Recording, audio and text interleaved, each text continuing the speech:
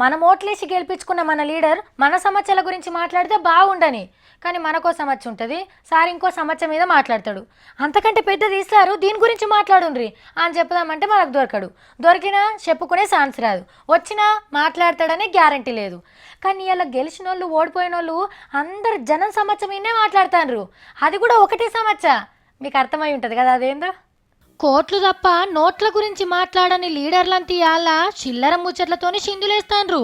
మంచి పని అని ఒకలంటే ఇంతకంటే చెత్త పని ఇంకోటి లేదు అని ఇంకోగలు.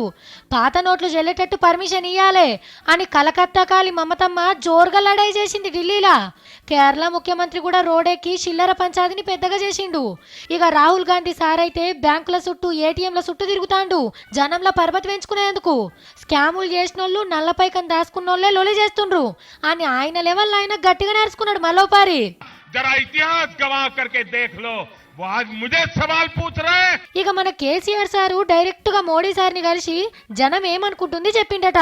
తిప్పలు తప్పాలంటే ఏం చేయాలో కూడా సలహాలు ఇచ్చిండట. బయట ఇట్లా జరుగుతుందా? ఇక పార్లమెంట్లా ప్రతిపక్షాలన్నీ ఒక్కటై సెంటర్ సర్కార్ని రౌండప్ చేసినాయి. మీటింగులు నడవనిస్తలేరు, సభలను సాగనిస్తలేరు. Please listen to me 1 minute. మొత్తానికైతే చలికాలంలా కొత్త నోట్లు లీడర్లతోని గరం గరం ముచ్చట్లు మాట్లాడిస్తున్నాయి. చలివాయేదాకా ఈ ముచ్చట్లు ఇట్లనే ఉండేటట్టున్నాయి.